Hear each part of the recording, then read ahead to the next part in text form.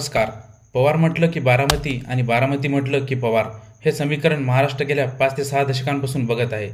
पण 2019 पासून महाराष्ट्रातील राजकारणात चालू झालेल्या महाबंडखोरी पॅटर्नला बारामतीचे पवार कुटुंबीय अपवाद राहिलेले नाही. तसा काकापुतण्याचा संघर्ष महाराष्ट्राला नवीन नाही. आतापर्यंत राज ठाकरे, बाळासाहेब ठाकरे, संदीप क्षीरसागर, जयदत्त क्षीरसागर, धनंजय मुंडे, गोपीनाथ मुंडे, आशिष देशमुख, अनिल देशमुख यांच्यामधील मतभिन्नता आणि संघर्ष उभ्या महाराष्ट्राने पाहिलाय.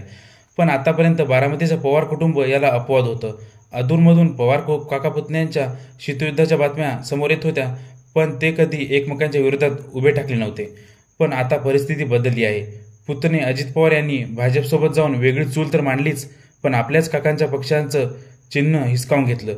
यानंतर काका शरद पवार यांच्या गटाला तुतारी हे पक्षचिन्ह मिळालं, म्हणून आगामी लोकसभा निवडणुकीमध्ये बारामतीच्या इतिहासात प्रथमच पवार वर्सेस पवार अशी लढत होणे निश्चित आहे. या लढतीमध्ये महाआघाडीकडून शरद पवार यांच्या कन्या सुप्रिया सुळे तर महायुतीकडून अजित पवार यांच्या पत्नी सुनेत्रा पवार यांची उमेदवारी जवळपास निश्चित मानली जात आहे. म्हणजेच यंदा बारामतीत होणाऱ्या आरपारच्या लढाईत नणद भाऊजाई असा सामना बारामतीकरांना बघायला मिळू शकतो. आणि सध्याच्या घडीला देशातील टॉप 10 थ्रिलर लोकसभा मतदारसंघाच्या लढतीमध्ये बारामतीचं नाव अग्रस्थानी गणल्या जाऊ लागलं आहे.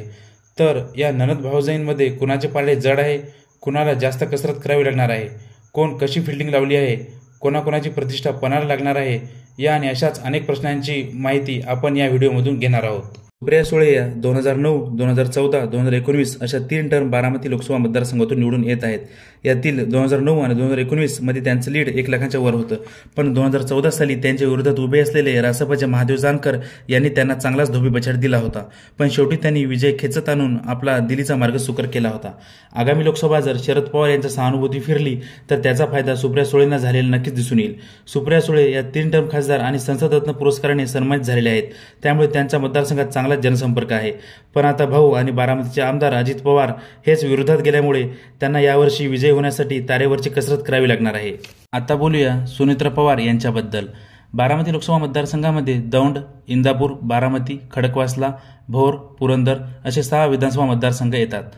यामधील दौंडचे आमदार राहुल कुल, इंदापूरचे आमदार दत्तामामा भरणे, बारामतीचे आमदार अजित पवार, खडकवासलाचे आमदार भीमराव तपकीर हे 4 विधानसभा मतदारसंघ महायुतीकडे आहेत.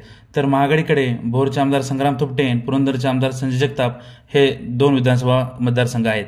2019 मध्ये सुप्रिया सुळे यांच्या विरोधात उभे राहिलेल्या कांचन कुल यांना खडकवासला आणि दौंड या भाजप प्रणित भागातून लीड होतं.